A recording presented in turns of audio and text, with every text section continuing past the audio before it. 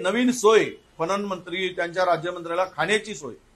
अरे तुम्हाला जर केंद्र सरकारच्या निर्णयानुसार किंवा धोरणानुसार राष्ट्रीय कृषी बाजार समित्या करायच्या असतील तर स्वतंत्र करा, सरकारने नवीन करावेत. पण शेतकऱ्यांचे प्रतिनिधी निवडून जातात, त्यांना बरखास्त करणं आणि सरकारने प्रशासक म्हणून, अध्यक्ष म्हणून कॅबिनेट मंत्री पणनचे,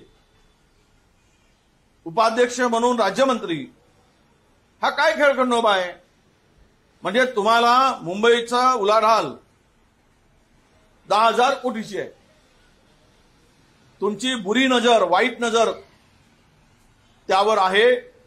त्यातून या मंत्र्यांना मलिदा खाण्यासाठी, यांची सोय करण्यासाठी, यांना भ्रष्टाचारानं पैसे मिळवण्यासाठी हे हिरवं कुरण दिसतंय. मग हे जनावरांसारखे जातील आणि तिथे चरतील, अशा प्रकारची व्यवस्था या जे निवडून आलेलं मंडळ बरखास्त करून केलं जात आहे. एकीकडे पुण्यासाठी वेगळा निर्णय घ्यायचा, पुण्याच्या कृषी उत्पन्न बाजार समितीसाठी, आणि मुंबईसाठी वेगळा निर्णय घ्यायचा. मला हे वाटतं एकूणच महाराष्ट्रातील या ज्या काही मोठ्या 7 कृषी उत्पन्न बाजार समितीवर प्रशासकांचा जो GR सरकारने काढला त्याला चॅलेंज करण्याचं देण्याचं काम सुरू आहे. आणि ही तर मी म्हणेल की जनतेच्या, शेतकऱ्यांच्या हक्काच्या ठिकाणी अतिक्रमण करून शासनाने निवडून आलेल्या प्रतिनिधीला दूर करून, रान मोकळं करून स्वतःच्या खाण्याचा नवा मार्ग या मंत्र्यांनी शोधलेला आहे, सरकारने शोधला आहे, असं माझं स्पष्ट आरोप. आज बीडला ओबीसी मोर्चा आहे, तुम्ही नागपुरात आहात, जाणार आहात की नाही, आणि मोर्चाबद्दल नाही? खरं तर मोर्चा काढतायत, ओबीसी बांधव एकत्र येत आहेत, आमच्या शुभेच्छा आहेत. मला तसा काही निरोप नव्हताच त्या मोर्चा संदर्भात, कारण मोर्चामध्ये महाराष्ट्रातील आमचे 3 मंत्री उपस्थित असताना मला आशा आहे की या मोर्चामधून नक्की सरकारचा प्रतिनिधी म्हणून 2 सप्टेंबरचा GR रद्द करण्याचा निर्णय होईल. आम्ही जरांगेनी जे केलं ते लोकांच्या पुढे आहे, पण अलीकडे जरांगे म्हणून सरकारची पाठराखण होऊ नये. सरकारने जो काळा GR काढून 2 सप्टेंबरचा जे ओबीसीच्या हक्काचं हिरावून घेतलं आहे, याला दोषी कोण आहे? याचं पाप कोणाच्या डोक्यावर आहे? हे पाप करणारे कोण आहेत? तर महायुती सरकार आहे. म्हणून टार्गेट कोण आहे? तर हे महायुती सरकार आहे. कशाला कमर झुकवायला लागली त्या जरांगीच्या पुढे? कशाला माना वाकवायला लागल्या? जरांगेंनी त्यांच्या समाजासाठी केलं, तो एल्गार केला असेल, पण सरकारने मात्र 54% ओबीसीला उद्ध्वस्त करताना थोडंही काही वाटलं नाही, त्यांना याची चिंता वाटली नाही.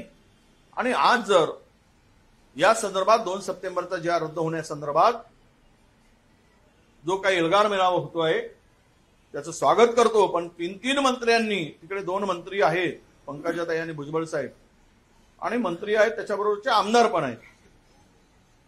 आमचे पडळकर जे आहेत फार पॉवरफुल आमदार आहेत. दुसरे आमदार आहेत धनंजय मुंडे, मंत्री राहिलेले आहेत, विरोधी पक्ष नेते राहिलेले आहेत, तेही वजनदार नेते आहेत. तर मला वाटतं 3ही पक्षाचे प्रतिनिधी, सत्ताधारी त्या मेळाव्यात प्रमुख उपस्थिती आहे. माझी त्यांना विनंती आहे सर्व समस्त ओबीसी बांधवांच्या माध्यमातून, आता आपण जरांगे पुराण हे तर आहेच, पण तो पुराण कमी करून सरकार पुराण आता अधिक आक्रमकपणे करावं लागेल, तरच तो GR रद्द होईल. नाहीतर आपण म्हणू की आपल्याला आशेचा किरण, हा आशेचा किरण काय करतो हे तुम्हाला सांगावं लागेल. पडळकर यांनी म्हटलेलं की हिंदू मुलींनी जिममध्ये जाऊ नये, जिममध्ये गेल्याने लव जिहाद होतो, तिथले कोच मुस्लिम असतात. असं आहे की ज्याला काही जमत नाही त्याने असे हे खुटी उपाड धंदे करायचे. हे खुटी उपाड धंदे आहेत. यांची स्थिती बंदरासारखी होणार आहे. शेपूट झाली, त्या गॅपमध्ये गेली, खुटी उपडता खुटी तर निघेल, पण शेपूट लटकून जाईल आणि बंदराला बोंबलावं लागत बसेल. हे जे धंदे चालले आहेत, विकासावर बोलायला पाहिजेत. निवडून कशासाठी देतो माणूस? हिंदू मुस्लिम करायसाठी देतो? तुम्हाला लोकप्रतिनिधी कशासाठी पाठवतात? जनतेच्या कामासाठी, प्रश्नासाठी, महाराष्ट्राच्या विकासासाठी. शेतकऱ्यांच्या हक्कासाठी, बेरोजगारांचे प्रश्न सोडवण्यासाठी, महाराष्ट्राला उंचीवर नेण्यासाठी, आणि हे सगळे खुटीउपाड धंदे महाराष्ट्रात जे सुरू आहेत ते खुटीउपाड धंदे हे करण्यासाठीच काही माणसं झाडावर लावणारे, घरावर लावणारे, मंदिर मस्जिदीवर लावणारे काही बंदर पोचले गेले आहेत असा माझा स्पष्ट आरोप आहे.